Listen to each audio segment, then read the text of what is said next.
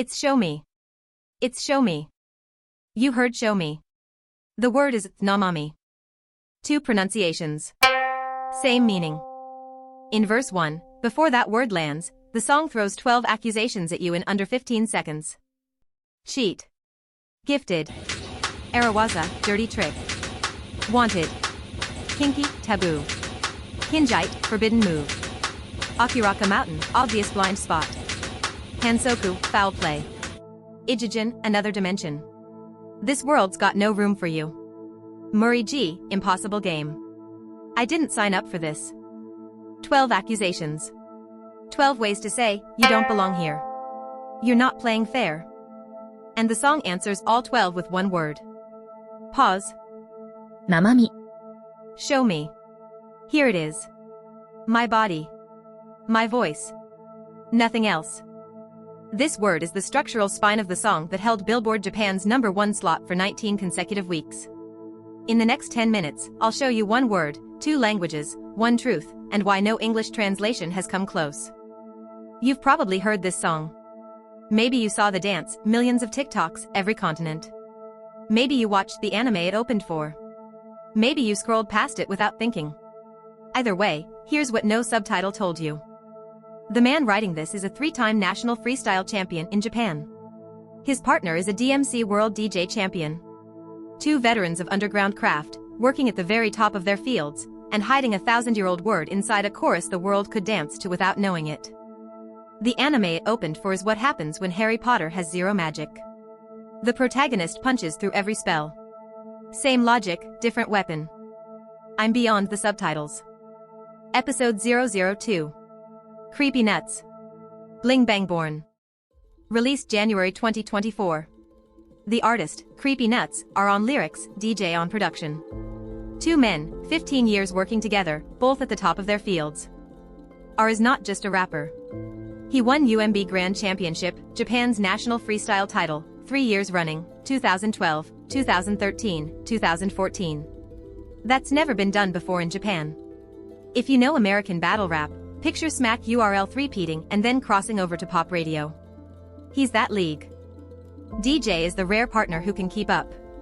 He won the DMC World DJ Championship in 2019. The World Cup of Turntablism.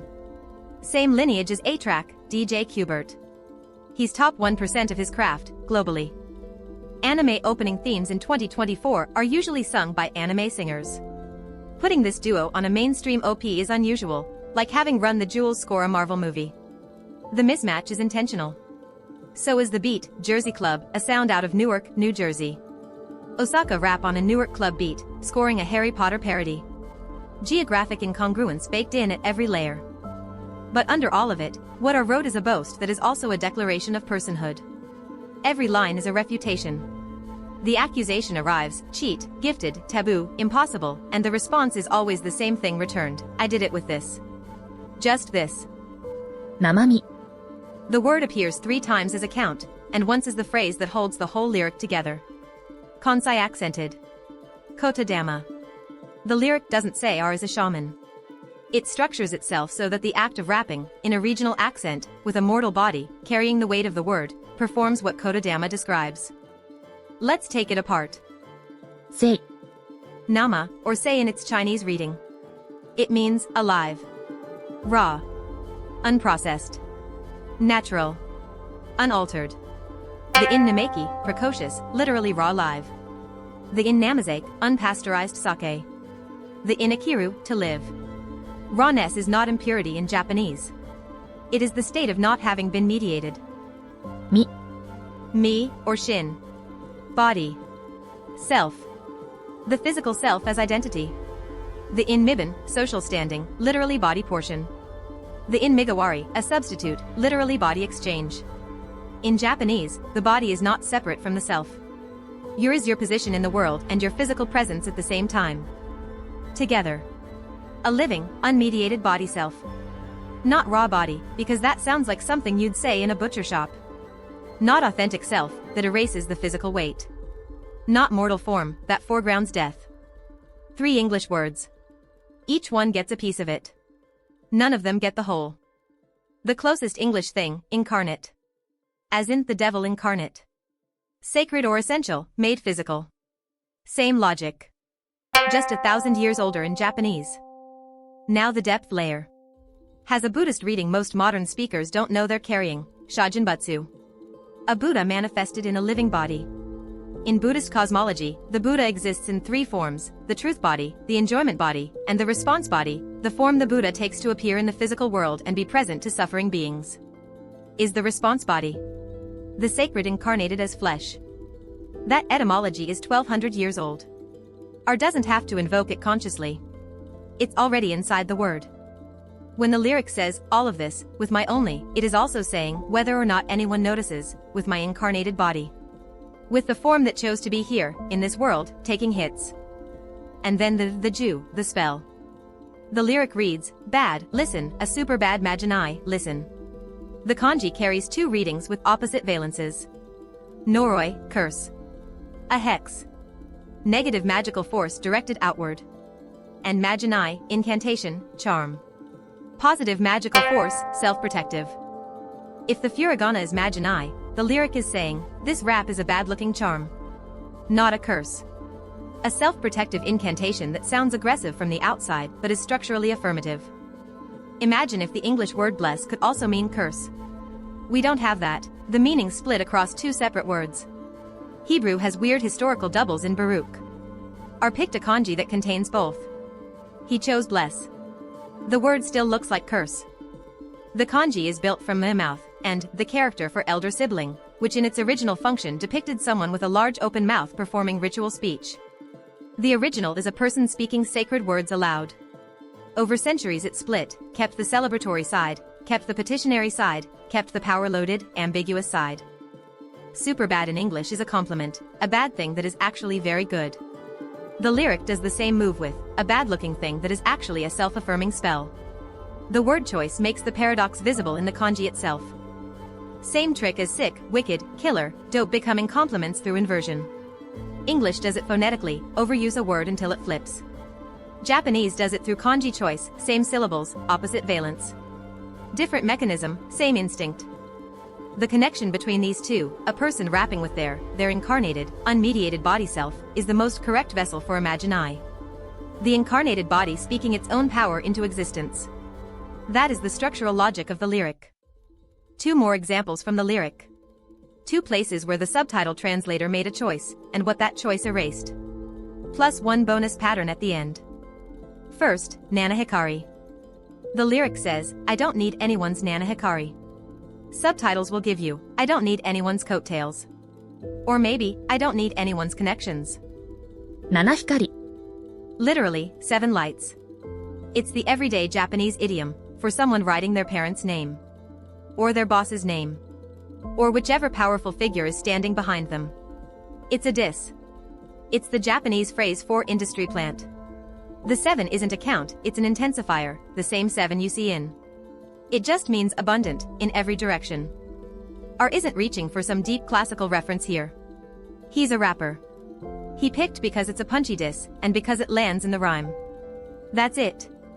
But the metaphor is still doing something English isn't. Coattails, what English reaches for in subtitles, pictures inherited privilege as fabric trailing behind a more important person. You cling to it. Pictures the same thing as light cast onto you from above. You stand in it. Same insult, same meaning, completely different image. Every confident rapper rejects industry plants. RS version of I came from nothing just happens to use a Japanese idiom about borrowed light instead of a Western idiom about borrowed clothes. Second, dappy. In the lyric, and this is worth watching for, carries both a sound pattern and a biological image. Means shedding skin. Molting. The biological term for what a snake or insect does when it grows beyond its previous form. In the context of a hip-hop boast, it means, I have grown past what you thought contained me. Subtitles often give breaking free or leveling up. But is not a metaphor for freedom, it is a biological fact used as a metaphor. The snake doesn't want to shed its skin.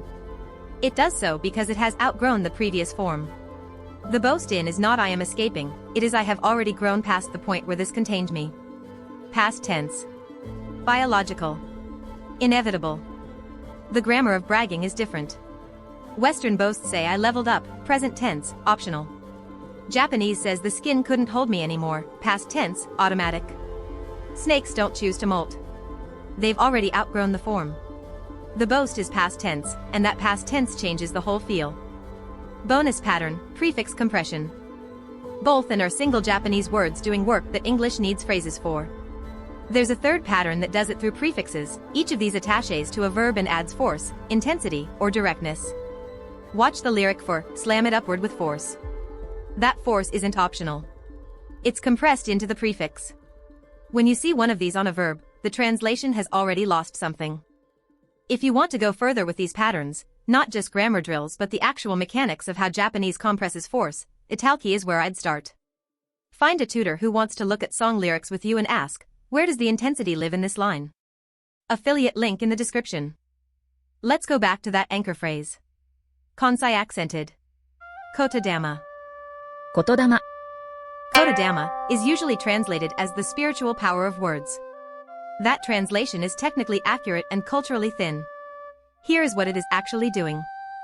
The earliest written record of the concept is in the Man-yoshu, Japan's oldest poetry anthology, 8th century. The phrase, Kotodama no Saki wo kuni, describes Japan as the land where Kotodama brings flourishing. Not metaphorically. Not poetically. As a description of how the world operates. Words spoken aloud do not merely describe reality. They participate in it.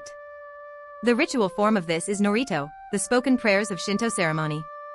Norito are not petitions in the Western sense. They do not ask a god for something. They perform a reality through careful, metrically controlled sound. The sound pattern itself is the act. Repetition, rhythm, breath, these are not decoration. They are mechanism. If Kotodama sounds like New Age fluff in English, it isn't. The closest concept Western thinkers built was J.L. Austin's performative utterance, speech that doesn't describe reality but performs it. A wedding I do isn't a description, it's the marriage. In the beginning was the word, Christian theology, John 1 verse 1. Norito worked the same way. Japan had this in the 8th century, 1200 years before philosophy of language formalized it. This is the cultural grammar that sits underneath Japanese hip-hop boasting. When a rapper states, with extreme specificity, that they won the battle, that they earned the credential, that they need no one's, they are not bragging. They are performing a Kotodama, speaking a truth into reinforced existence. The lyric is the ritual. The phrase in BBBB doesn't claim this. It enacts it. Is not a description of RS rap. It is a description of the lyric line you are currently reading. The rap is calling itself a Kotodama, which makes the act of stating that, aloud, in rhythm, from a living body, itself a Kotodama. Hip-hop already has this. Speak it into existence. Manifestation. Prayer energy in lyrics. When Drake says started from the bottom now we're here, the more times he says it, the more it becomes true. That is literally Kotodama logic. R is not doing something foreign. He is doing what every confident rapper does, but with 1300 years of theological backing baked into the language he is rapping in. That is not a simple trick. It is the same move as a norito. The speech act is not about the thing. The speech act is the thing. And then there is the Osaka specificity. The lyric doesn't say Kotodama, it says Kansai accented Kotodama. R is from Osaka. Osaka Japanese and Tokyo Japanese are mutually intelligible but carry different registers, different rhythms, different social weights. In the hierarchies of mainstream Japanese media, Kansai accent has been coded as rougher, less formal, more streetwise. R doesn't erase that. He names it as part of the spell. The accent is not a limitation on the Kotodama. It is part of what the Kotodama is made of. The anime at the center of this song operates on exactly the same logic. A boy with no magic, just enters every sacred space designed to exclude him and performs what it says cannot be performed. Not despite his body but through it. The song and the story are structurally parallel, not because the songwriters planned a thematic alignment, but because they are both drawing from the same deep grammar. The body that speaks, as itself, is enough. Mash punches through magic with his fist. R punches through privilege with his accent. Different weapon, same logic, watch what I do without the cheat codes. 2 tracks to listen to with everything we just opened. First, Creepy Nuts, Nobushiro. From 2021. R's voice operates in the same register, the self-made from nothing boast, but at a lower temperature. Listen for the moment where the lyric insists on its own right to exist, without anyone's permission. And second, Yorishika's Haru. That's our episode 001. The word haru carries layered meanings: clear weather, the verb to clear, and a homophone for spring. Same principle as one sound carrying multiple semantic layers. If this video landed for you, that one will too. Next time on Beyond the Subtitles, Yorishika's Zyaku. A Japanese word that has not changed meaning in over 1,000 years. A word for the night when 100 demons march together, the night you do not leave the house. 8th century nobles were genuinely scared of it. Yorishika put it on a 2024 single, and we will find out why. Subscribe. Long-form breakdown is on Substack, link below. Spotify embed for Bling-Bang-Born is in the description, official track, one click. And in the comments, what word in your language doesn't translate? Drop one. I read all of them. Thanks for watching. See you in 2 weeks.